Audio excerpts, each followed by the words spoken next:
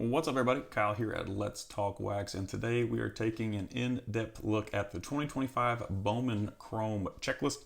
Now, Topps has this product set to release on September 24th. I did see a lot of websites listing this on September 12th, but according to the Topps release website, this is going to be releasing on September 24th. Now, with all Bowman Chrome releases, this is international prospect heavy. This release focuses mainly on the international prospects from the 2025 class. There are some guys from the draft mixed in and other kind of random players, but it does definitely focus on the international class. And with that being said, most of the stats with these players are going to be from the DSL or complex league. And in lots of my content, I talk about how I always take these stats kind of with a grain of salt because they become severely altered most times when players come stateside to low A or even the complex league. So one thing I've done over the past year is a player with DSL stats only. The highest rank I'll give them is a 2.5, just to be safe that when they come stateside, I don't rank them too high, and when they come over and they get into low A, they have like a 35% K rate. They're hitting, 185 with a sub 100 ISO. So it's kind of a safety mechanism, so I don't create too much hype for these guys with DSL stats only. But while we're speaking of ranks, I'm going to show you all how my Let's Talk Wax ranking guide works. You're going to see on the spreadsheet over here, there's going to be a PR and a CR. The PR is the previous rank, which none of these players have. And the CR is going to be the current rank, which you can see here in this chart. I use kind of a tier system, elite through 7. Now, elite is going to be players that are just off the charts. I don't rank players elite very often at all. Some of the last players to achieve an elite rank were like Jackson Holiday, Jackson Trio, players of that caliber. Ellie De La Cruz comes to mind. So the elite ranking does not get tossed around lightly in my content. Now, rankings of 1 are also very special. I hardly ever go into rankings of 1. Connor Griffin would come to mind as like a 1 rank. Players of that sort of caliber. 2s are much more common, and 2.5s are very, very common. And these are still exceptional players for that rank. 3s are kind of like average. Not really sure if players are even going to make the major league level, level at that rank, but I feel like their ceiling could be a major league player. So I'm kind of just teeter-tottering on the 3 rank. The 4s and the 5s and the 6s, as we get into the 4s and the 7s, my optimism really goes downhill. So you'll see a ton of 3s and 3.5s on this checklist. You're going to see mostly 2.5s, like I said, for the DSL players. That's the highest I'll go with DSL only stats. And I think there's 1 player on here who's going to be in the 1 to 1.5 range. We've got no elites on this checklist. So we'll go back over here. Now, if you guys want to, you can see I have this whole spreadsheet. It does kind of get blurry. I apologize for that on YouTube, but you can access this entire breakdown for all prospects over on my Patreon page. It's just at Let's Talk Wax. You can find it over there. It should be on the main feed. So if you want to access this entire PDF file, you can download the PDF or the Excel SX file, so you can kind of alter and sort your own way. You can create different colors if you want to, but it's all available over on Patreon if you guys want to check that out. I'll put a link to that in the video description.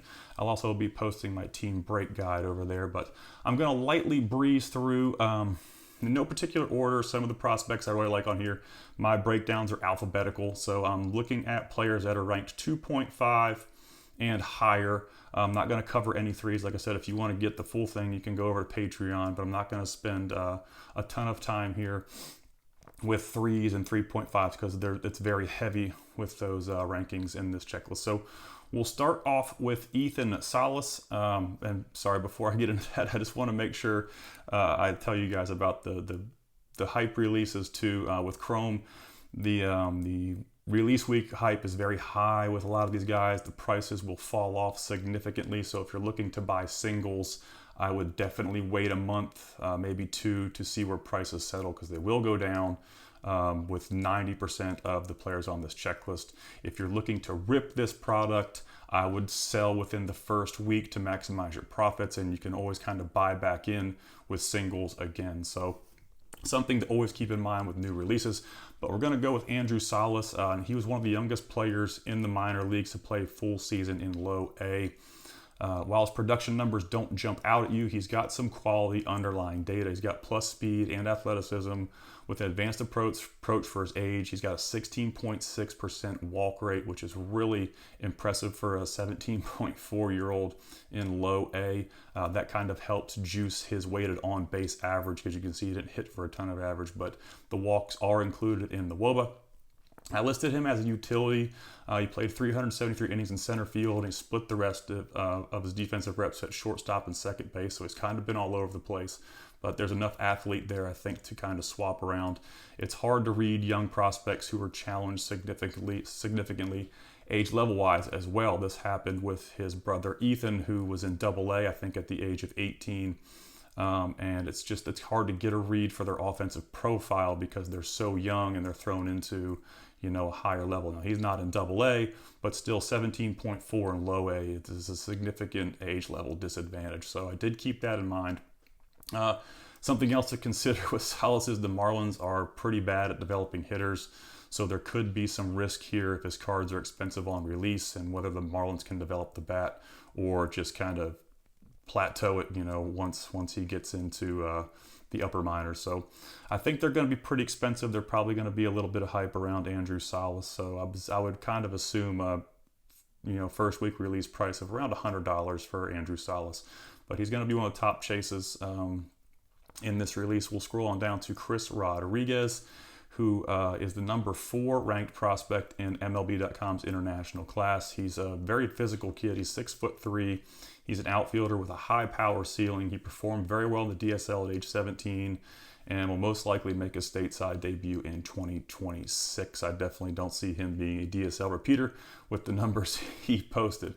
He'll most likely groom into a corner position as he matures, and he'll need to prove that he can keep his swing and miss down as he moves up in the system. The 18% swing strike rate's a bit high for me. The K percentage is okay, 22.2. It's not bad, but there is some approach issues here with the 5.9% walk rate, and that's just reading the data. It's not really watching these prospects. I don't get a chance to go out and watch these kids, but usually low walk rates translate to a lot of swinging out of the strike zone, especially with the high swing strike percentage, and just an approach that needs development. So hopefully he can work on that. He's looking like a high risk, high ceiling player right now, and those are always the dicey ones. I don't rank players, like I said, above a 2.5 based on DSL only stats, but 9 home runs, 10 stolen bases. There's some thump in his bat, but like I said, I think this is going to be a higher risk prospect, but also a high ceiling. These are the guys that I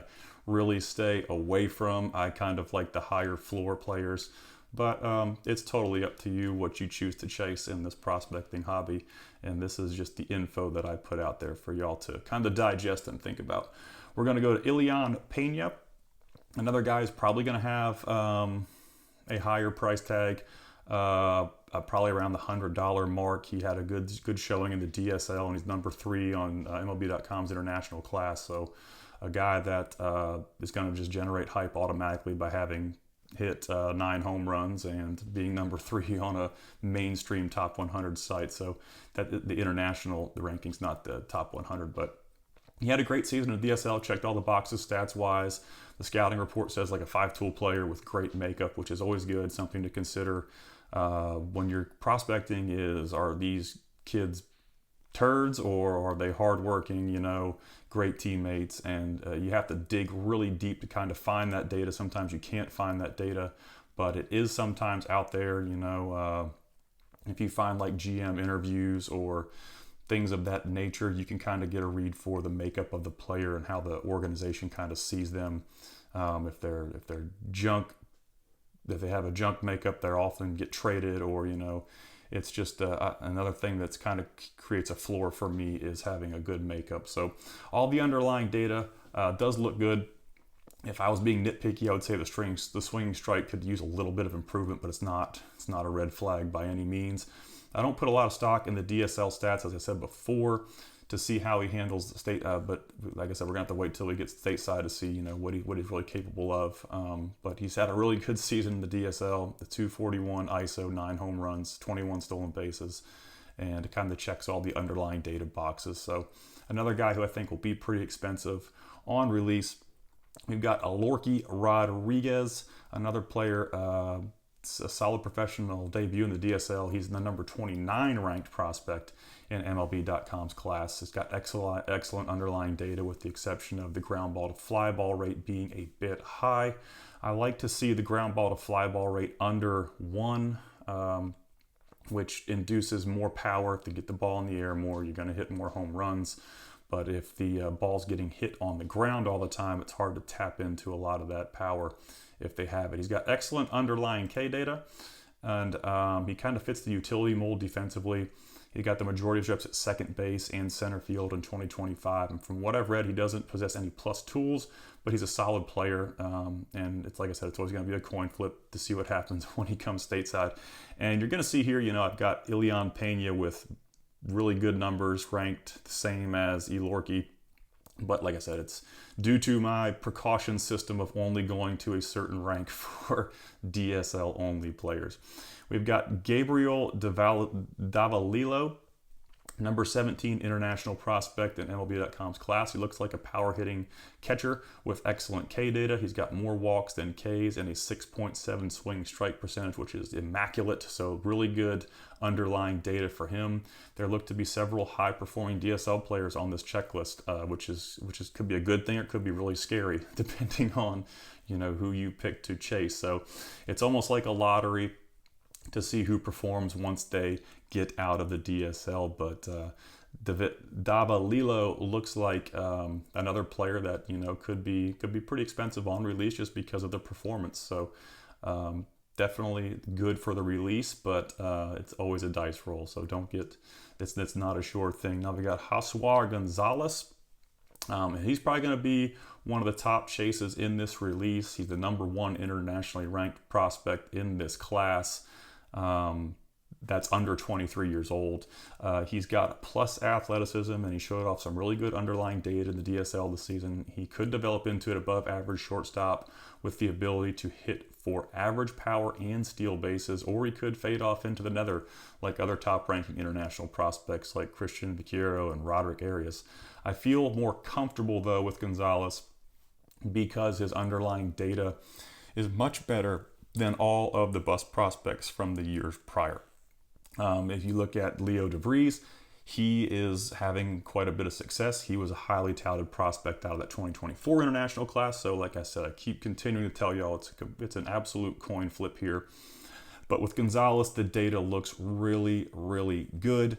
And he could be probably one of the most expensive on this list solely because of the hype he's going to generate. So if you're pulling Gonzalez cards, I would try to unload them immediately. And like I said, you could buy back in once prices settle.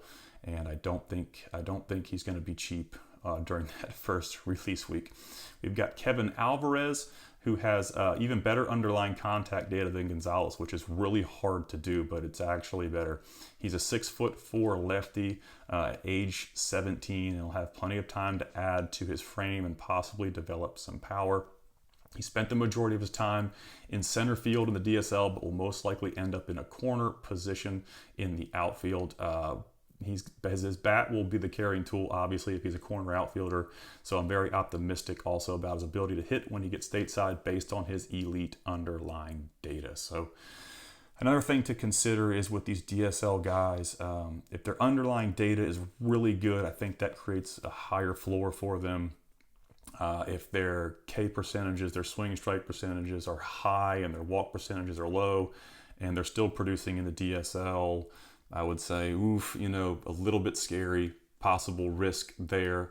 But I do feel more comfortable with these guys who have really, really good underlying data. Now, the price point has a lot to do with that, what they're going to sell for the month after release. So that has to be considered too. You got to consider a lot of things here.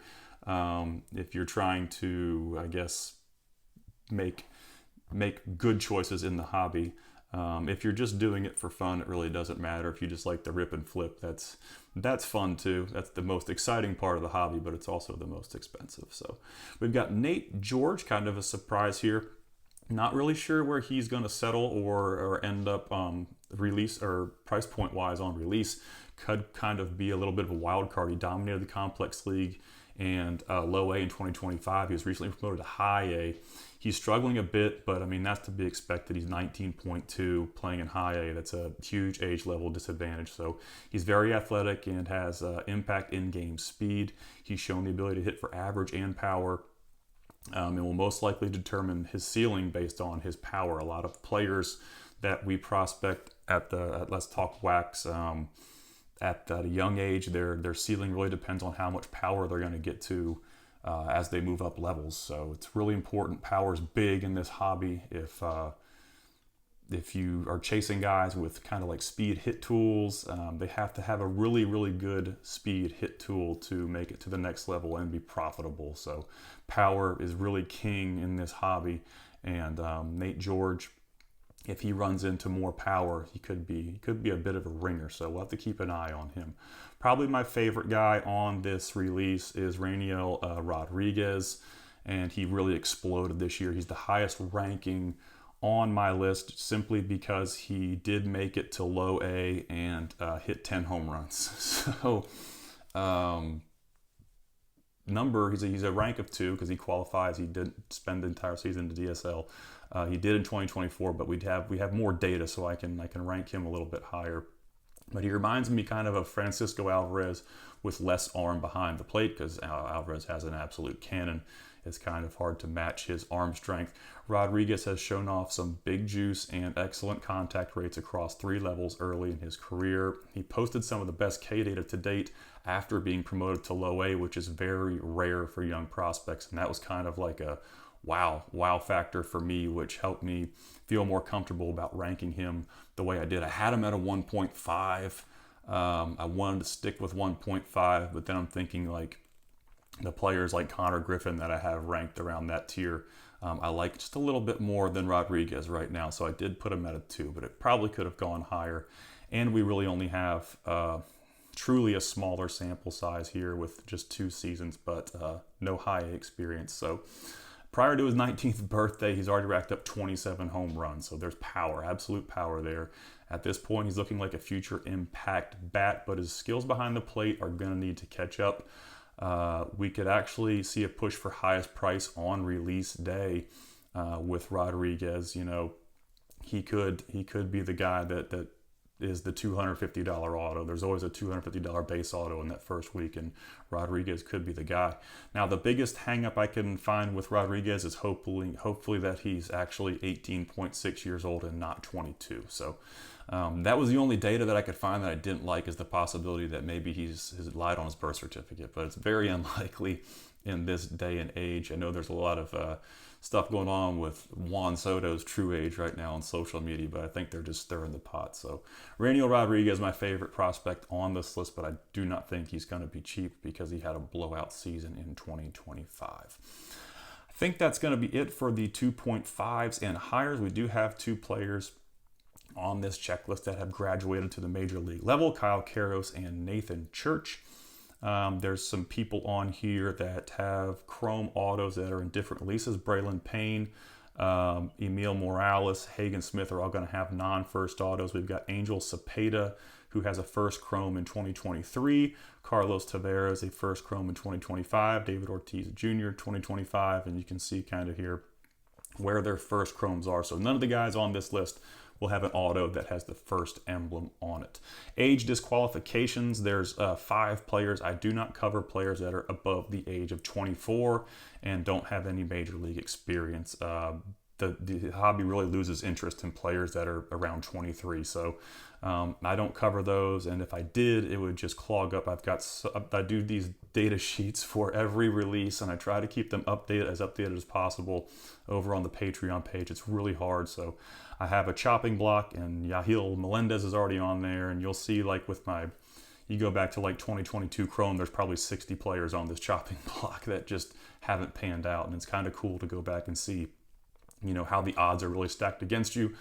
And buying and selling windows are very important. It's not just buy a dude and hold it for 3 years. It's buy a card, and when that prospect gets hot, starts generating traction, get rid of it, because most likely there's going to come another wave of not being very good and not generating much traction, and the prices kind of always seem to go up and down like this. And if you can find those peaks and get rid of your cards, and then when they kind of go back down, you can buy back in at cheaper prices. It seems to happen with like injuries, performance. There's all kinds of ways to find these selling windows, but that's for another story. That's for another video. We'll go to the pitchers. There's not a whole lot of pitching prospects on this list. Carlos Lagrange, probably one of the top arms on here. New York Yankees is number 2 in their organization. He's a right-handed pitcher. We've got Henry Baez, another big arm, number 10 in the Athletics organization, while he will be a Padre on his card. So if you're breaking and you're trying to chase Henry Baez, he's going to be a Padre on breaks. He's not going to be with the Athletics. We've also got Miguel Ulola, a big arm for the Houston Astros, absolute flamethrower with command issues. You can see I even highlighted the walk percentage right here at 17.2, but he's got incredible stuff, just can't keep it in the box. And we've got Trevor Harrison in here as well as one of the top arms. So pitchers are starting to generate a little more traction. I don't cover pitchers very in depth because the hitters keep me busy enough, and I wish I had more time to dedicate to pitching, but I just don't. So I go where the hobby kind of leads me, and that's to the hitting prospects. But that's going to wrap up this video. I appreciate you guys checking out. Like I said, if you want to see this full breakdown, it's got all the prospects with a first Chrome or first Chrome auto. It's over on my Patreon page at Let's Talk Wax. So links in the video description. And I hope y'all go check that out. It's a cheap, it's like $5 a month to join the Patreon. So I want to give a shout out to all of my Patreon level 3 sponsors. You guys rock. If you enjoyed this video, don't forget to subscribe to my channel and like the video as well. I'll be coming out with my team break guide probably sometime this upcoming week, where you guys can get a look at the players with each team and their ranks as well. It's just an organized way of looking at the team breaks. So I hope y'all have a great day and good luck on your rips.